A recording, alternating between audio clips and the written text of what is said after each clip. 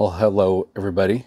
Clutch from the Sodak Motorcycle Blog, and welcome back for another edition of Comments and Beer, the monthly series where I drink some beer and I make some answer your comments from our YouTube videos.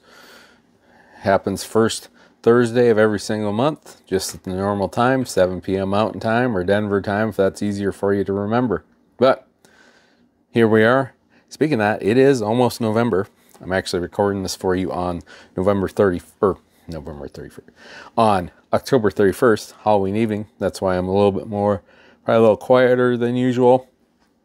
Mainly, I'm trying to keep a low profile because, well, got kids trick-or-treating around, and we tried to keep up with it for like 4 years, and we can never keep up with the demand for candy in the neighborhood. So we went with the approach of, all right, close up everything, shut off all the lights, and just hide out for the night. So that's usually what we do. So, but anyways, coming up on a week out from the next Comments and Beer video, and honestly, it was time to get this one done.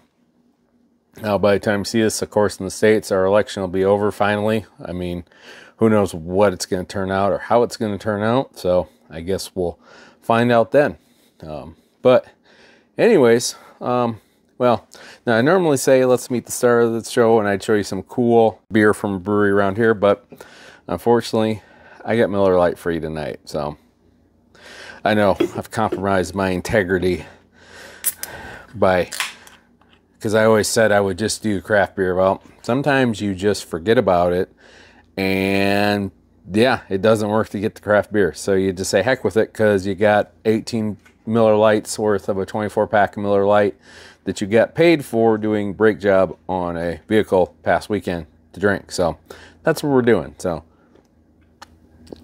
and in the end, it's my blog, my rules. So that's just how it is. But anyways, let's get to some comments. So if I remember right, we have 6 comments this month, four actual original comments and a couple replies. So this one here, a month ago, from Carolyn Lewis, E6X. Oh, hey, lights went out. Cool. Actually, this is kind of cool. Okay, let's stay with this view. At least the lights are on. So anyways, here's what she had to say. This is a comment on DTR 2024 Sturgis Rally. And the comment says, you want to collect bikes like your father collects tractors. Now, fun fact, that is my mom leaving that comment there if you hadn't already figured out. And yes, my dad, well, yeah, likes to collect tractors, I guess you could say. He's had many over the years, and although he's not your hoarder kind of collector, he'll collect it, use it for a while, and trade it in for something else. So he's always wheeling and dealing. That's just kind of the way he is. And, you know, I feel like if I were to collect bikes like my dad, that's exactly what I do. I'd probably have like maybe 2 that I use and maybe 1 that, okay, bought it, fix it up, and then sell one of them and repeat. Because in the end, it's one of those things where it's like, well, you want to make sure you ride the things. You want to make sure you keep them operating. Because in the end, they don't do any good if you put all the money into restoring them and then they just sit in the shed and collect dust. And tractors are very much like, well, anything that runs. That's the way it is if you're going to put all the money into it and restore it, you either got to sell it to someone who'll use it, or actually use it yourself. Because like I said, you let it sit, it's just going to fall into disrepair again. So pretty simple. So that's why, well, I used to have a 76 F-150 and I didn't want to sell it, but in the end, it was the point of like, you either got to put money into it or you got to sell it to someone who will, or he'll drive it. And I wasn't driving it either. So it's like, sometimes you just got to let things go. So it is what it is there. All right. So there's that. And let's look at what's next. Oh, so we have a reply to this comment. This is from K93T3Y.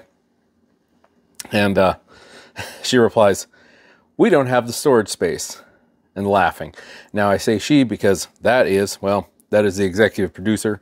Also, my wife, who is replying to comment, and she's absolutely right. We really don't have the storage space to do a lot of that. Wish we did, but we don't. This is our storage space right here. This nice little garage. So, obviously, it would be nice to have a lot more room, but in the end, you know what? Is what it is. We can do plenty out of a single stall garage. Yes, it takes a little bit more logistics to move things around. But the one thing I do like about having limited space, it keeps me honest and it kind of helps me get things done. Like, things don't tend to just fester in here because, well, I kind of have this mission to keep it so my wife can park her car in here. That's kind of, in my mind, that's one of my big things that I think is important. So that kind of keeps me always making sure I'm getting things done and not dinking around and not leaving things just tore apart forever and ever. So yeah, it's just the way it is, right? So, but yes, we don't have the storage space. Exactly correct. All right, what's our next one here? This one is from another Sturgis video. It was the baddest mofo in Sturgis video, my third Sturgis rally video from this year. This is from our good friend Elvis on a Shark. And he asked, so when you retire from the military, do you plan on staying in the Sturgis area? Well, yes, I do. So, one of the unique things being in the National Guard as well, you kind of can put down roots and be in your community or your state where you live. And frankly, I've been here I've been in the area since 2001. So, which is hard to believe. It's been 23 years that I've been here, but it's, as far as I'm concerned, this area is my home. This is where I live. This is where I've made most of the life for myself now. So this is where I like to say. So it's going to be probably a bit before we're out of here. I mean, we would like to travel and, you know, maybe get that where we buy an RV and start, you know, travel to one spot, hang out for a while and travel to another spot. But we got some time left before we get to that point. So yeah, I'm gonna be in the Sturgis area for quite a bit. So like I said, it's home. I got a pretty decent job for my civilian deal. So in the end, like I said, we got less than a year left now before we hit the retirement button. And the biggest difference for me is, well, I won't have to wear a uniform anymore, even sometimes on the weekends. So that's gonna be nice. All right, next comment. Well, hey, looky here, we got a reply. Oh, another one from the executive producer here. And she says he has a few more years before his wife can retire. Also, her coworkers really appreciate the lunch. So if you haven't seen that video, basically in that video, one of the things we're doing it as is we're, well, doing what I usually do at Rally, which is I go to Sweeto Burrito and I buy a whole bunch of burritos and take them to my wife's coworkers at work, and then we kind of all enjoy burritos. So that's kind of the thing we do. That's kind of ever since I started, you know, taking the whole rally off and just going up to Sturgis and just kind of hanging out and, you know, being kind of a leash to society, you know, that's kind of one thing I do. So, and yes, it's very much appreciated. And I even did make the comment in there, you know, it sounded like I was kind of annoyed by it, but really in the end, I'm not terribly annoyed by it. We do sometimes have issues where, like this year, where there's certain things you can get at Sweeto Burrito everywhere else that you can't get here. So if you happen to hop on their website and you ask for something, it's like, yeah, they don't have that. So a very limited basis. But as you've been watching over the years, Sweeto Burrito is a very big thing for me during the rally, and partly because it's not too bad. The other thing is you get pretty decent portions for what you pay for. So, and I'll tell people all the time, if you like burritos, Corner Junction, Lozelle, right in front of the Iron Horse, or in that area, in that area, Sweeto Burrito, pretty good spot to go. And for, gosh, what is it? For 18 bucks, I think it's their most expensive burrito. You can get an all-American burrito, which I do recommend. It's basically, I put a cheeseburger and fry sauce in a burrito, and it's flipping excellent and it's delicious. And now I'm really hungry for Sweeto Burrito. I really wish we had one around, but we don't, unfortunately. There's a couple of them in Utah, but we're a long ways from Utah. Anyways, let's move on. We're kind of whipping right through these comments tonight. All right. Okay. So another comment here. This is from Casper and the Beast, 5780, 4 weeks ago. And this is actually a comment for one of my older videos. This one, the title of this video is In the Garage, GL1500A for Aspencade mute switch. So this video, I made this, God, what year was it? Was it 16? I know it was 17. Gosh, what year was that?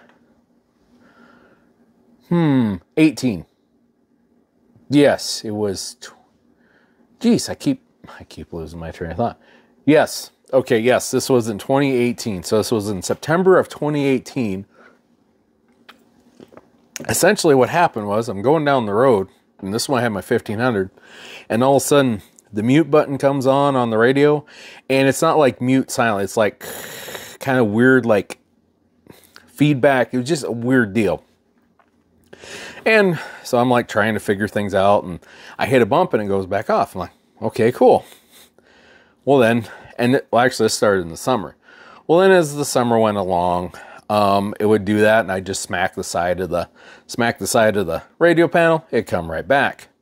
And that's kind of what I kept doing, because, you know, sometimes I tend to, when it's my own stuff and it's me that primarily operates it, if I can get away with just a smack or, you know, pushing a button really hard real quick, or just kind of a quick fix to get it going until it gets bad to the point where I need to fix it, sometimes how I do it. Yeah, it's just kind of what I do. It's, you know, it's that I don't want to rip the whole thing apart. I don't want to go down this rabbit hole right now. I want to enjoy the summer. I want to enjoy riding. Well, coming back from my parents' place in later September, and it does it to me again, and it doesn't come back. It just stays on. So basically I didn't have, well, yeah, basically from about Miller to Pier, about an hour and 20 minutes, I didn't have any radio or anything. I just had this weird hum so I had to shut off. Well then, come back out, start to bike up again, and it's fine. But as I'm finishing the ride back from Pier, it's like, okay, we got to do something with this, because I don't want to have to do that again. Like, you know, this is the bike, like I put the XM on and all that stuff, and if I put all that work into getting it set up, I'm not just going to accept that the radio is not going to work on it. So, long story, well, okay. To shorten up a very long story that I've been telling you, essentially in my research, the issue is basically somewhere in the wiring harness on that 1500, the ground wire will get funky. Basically the way, if I remember right, the way the mute switch works, when you turn on the mute, basically it activates the ground. The ground is actually, or no, it interrupts the ground. That's right. So it interrupts the ground. That's what mutes it, I think. So basically, with having the bad ground wire that was going bad, essentially what it was doing is it was ungrounding and the mute switch was coming on. So basically what I had to do is I had to go in there, had to rip apart the wiring from the mute switch, and I actually had to wire another ground from the mute switch itself onto something metal in the motorcycle, or on the fairing, and it fixed the problem instantly right away. So anyways, we told you that whole long story for this comment. Once again, Casper and the Beast 5780, he said, worked perfectly for me. Thanks so much. So one thing about that video is probably one of my highest viewed videos. Granted, it's not like, you know, the Amsoil ones, but it's a pretty solid, pretty heavy performer. Let's see. Let's look it up real quick. So now we're going to do dramatic pause while I try to figure out exactly how many views I have on it. So I guess do the music.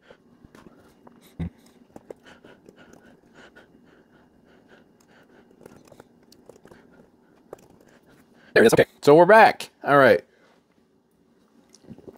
So this video made it 6 years ago, and it currently has 2,000 views. Like I said, it's been a pretty solid performer as far as my views go. So I'm glad that I could find something like that. And the reason I went through all of that was, honestly, in my mind, knowing and thinking back 6 years from now with a little more experience, a little more electrical experience working with this, I would still do it the exact same way again. Because frankly, you're dealing with an older bike like that, you're getting into a rat's nest, and if it's something as simple as the mute switch is not grounding to the main radio itself, and I can do a simple get in there real quick, get in the harness, find the right button, run a jumper wire onto the frame and ground it, I'm going to do it. And that's exactly what we did. We sealed it up all nicely, and like I said, it worked really good. I'd be curious to see if that bike is still being ridden. So if in 2019 you bought a GL 1500 from a place called Clark's Trikes and Bikes in Clark's, Nebraska, or Central Nebraska Wings and Things, I think that's their DBA name, and it had the voltmeter sitting actually on top of on top where the key ignition is. That was my bike. If you happen to be watching it out there and you have that bike, let me know if it's still working. It would be cool to see, if it's still working. Hopefully it's still working for you. Hopefully you haven't destroyed it yet. Who knows? Maybe the thing burned to the ground because of my repair. I don't know. Either way, if you're watching this video, hey, go ahead and speak up, respond. Why don't you respond? Because I'm kind of curious. It's kind of something I am curious, and that and my V-Star, whatever happened to them. So, but anyways, it's just part of the deal. So, all right, how about another comment? So this one here, another one from Elvis on the Shark. And this is from the end, my final Sturgis Rally video. So this would have been, well, let's see, 12 days ago. Yeah, 12 days ago. And this says, keep up with videos. I love just rolling around with you, keeping your minds clean, everyone. Keep up with videos. I love just rolling around with you. Keep your minds clean, everyone. There you go. Well said. So thanks for your comment. I'm glad you keep tuning in. Obviously, you diehards, you're the ones I really like, because you're the ones that even watch my comments in your videos, which generally aren't the most popular ones. But hey, you know what? It's a good filler. It's a good way for me to update what's going on in the world. And also, like I said, to me, this is a lot easier than sitting down and typing up comments. I just prefer it. Now, if we ever get crazy big or something, which I doubt, but if we ever get crazy big, who knows? Maybe we do something different. But for the most part, this is kind of my way to say, hey, I see your comments. But anyways, that's it. We just wrapped up another comments and beer. I encourage you to keep leaving your comments. Actually, we definitely need some more comments, because that was 2 months worth of comments. So I don't know. The Sturgis Rally comments this year have been a little slow. So hey, if you got something to say, cool. Say it. We'll answer them all here on the Sodak Motorcycle Blog. Other than that, being that it is November now, enjoy. For those of you that are still out riding, enjoy those last rides of the season. For those of you down south that are actually probably getting really into your riding season now, that it's actually bearable and comfortable, hey, enjoy the hell out of that thing and soak that up. But other than that, for the Sodak Motorcycle Blog, I'm Clutch. We make weekly motorcycle videos. They come out every Thursday, 7 p.m. Mountain Time or 7 p.m. Denver time, if that's easier for you to remember. If you'd like this video, hit the like button. If you dislike the video, hit the dislike button. Feel free to leave a comment. Also, if you like what you see here at Sodak Motorcycle Blog, you want to see more, go ahead and hit the subscribe button. And also, while you're there, you can hit the bell notification icon so you can get a little notification every single time I release a new video, but also every time I do a little random post, something like that. Also, one more thing. If you want a Sodak Motorcycle Blog sticker, I got a link down below to an eBay page where you can buy a Sodak Motorcycle Blog sticker. It's basically just a simple sticker. It says Sodak Motorcycle Blog. So please buy them things up. They've been burning a hole in the little dresser drawer that I have at the house. So go ahead, come in, buy them. I think they're like, what do I got them for? Like $5 or something, $10. So anyways, buy them up. Would definitely appreciate that. But anyways, for the Sodak Motorcycle Blog, I'm Clutch, and we'll see you later. August 30th, 2024, and tomorrow morning we are heading to Las Vegas by way of St. George. Hallelujah! Holy...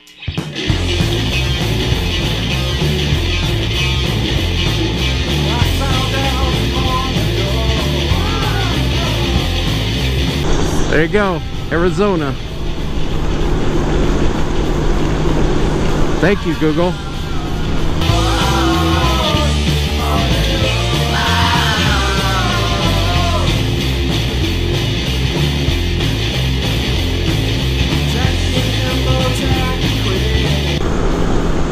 Oh, we're to Nevada now.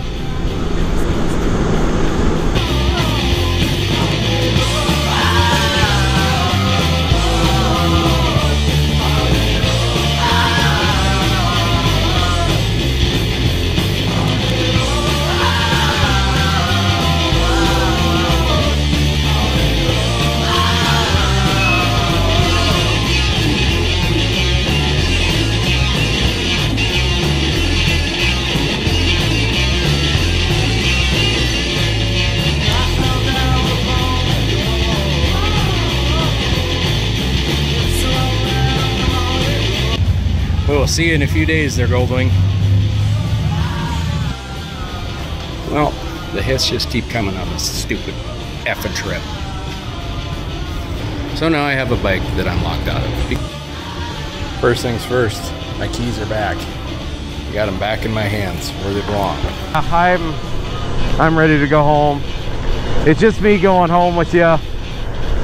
My wife is actually, I don't know, maybe the smart one. She's actually taking the airplane.